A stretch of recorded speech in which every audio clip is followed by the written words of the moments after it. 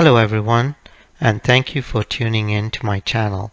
This is your host Habib Zakaria, and I'm a professional network engineer. Plus, I have about 20 years of experience in networking.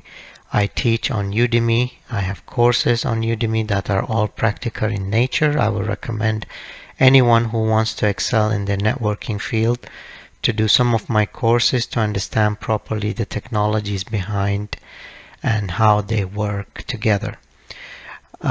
Today's topic is standard ACLs. But before we do that, I want to let you know that apart from the networking courses, I also do web hosting solutions. I have my own website, which is getdomains.cataclysm.com. Again, it's getdomains.cataclysm.com. You can register your own domain. You can actually get your own certificate, SSL certificate. You can have your own website, and you can choose a lot of templates in WordPress that will help you to create your own website. And all that is available without any contract. You can use it for 1 month and cancel it if you don't like it. But I highly recommend my hosted solutions to anyone who would like to even run or spin off a server or a PC. These are some good technologies in the cloud that you could use.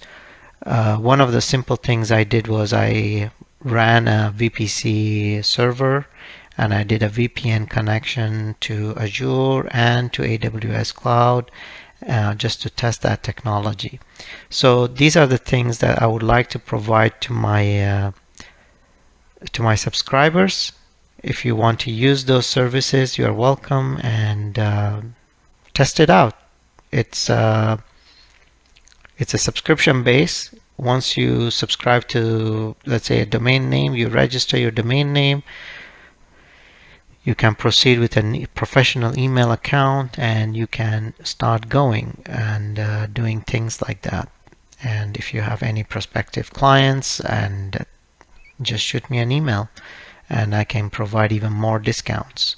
Okay, so with no further delay, let's go ahead and discuss standard ACLs.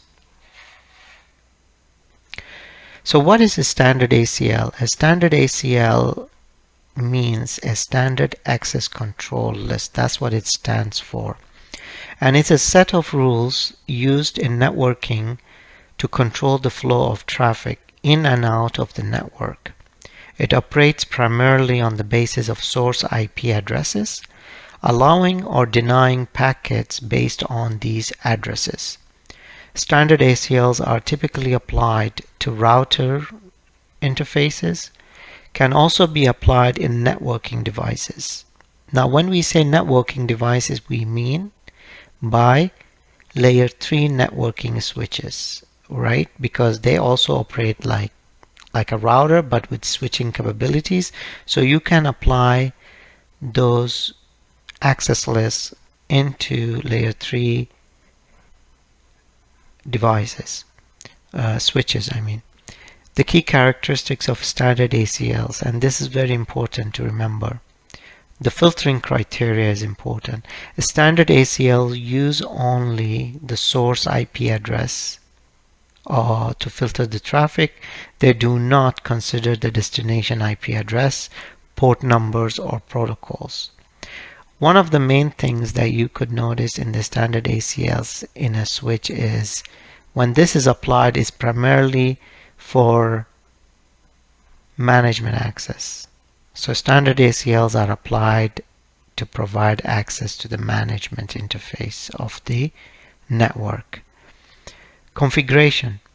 Standard ACLs are configured with number ranging from 1 to 99 for IPv4 and 1300 to 1999 for expanded ranges. Placement. They are generally placed close to the destination to avoid unnecessary traffic being allowed through the network. So this is important. If you have an interface where that destination address needs to be blocked off, then you need to apply that ACL at that destination address. Destination port interface. Simple control. Standard ACL provide a simple mechanism for controlling access to the network resources.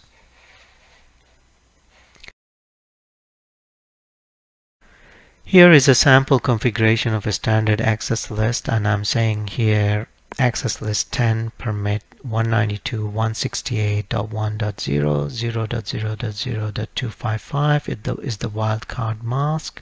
So I'm only applying this network through this interface that I'm gonna be applying the access list to.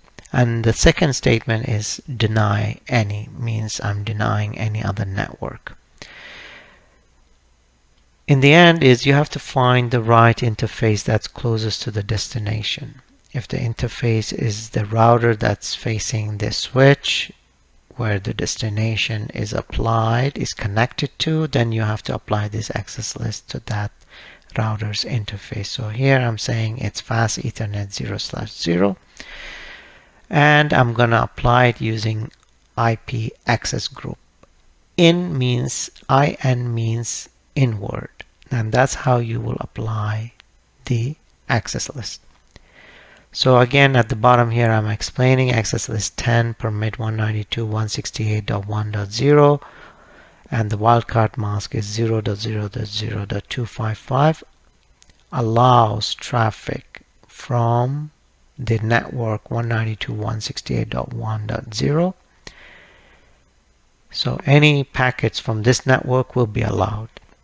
And in the second statement, it's just denying all other traffic, and the third is how the ACL is applied to the interface in the inbound direction. Thank you. Okay, so let's talk about use cases and limitations of standard ACLs. Before we jump in, I would like to talk about the limitations. As you know, standard ACLs are very basic, so you cannot use them to filter based on IP, destination, ports, or protocols.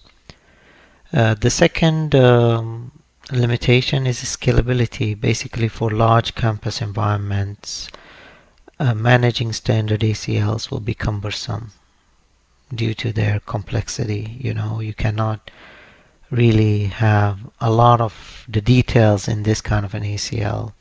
Standard ACLs are basically useful for basic filtering based on source IP address, as we mentioned, but for more complex environments, filtering can be done using extended ACLs, and that's the recommended way. When it comes to use cases, of course, security is number one concern.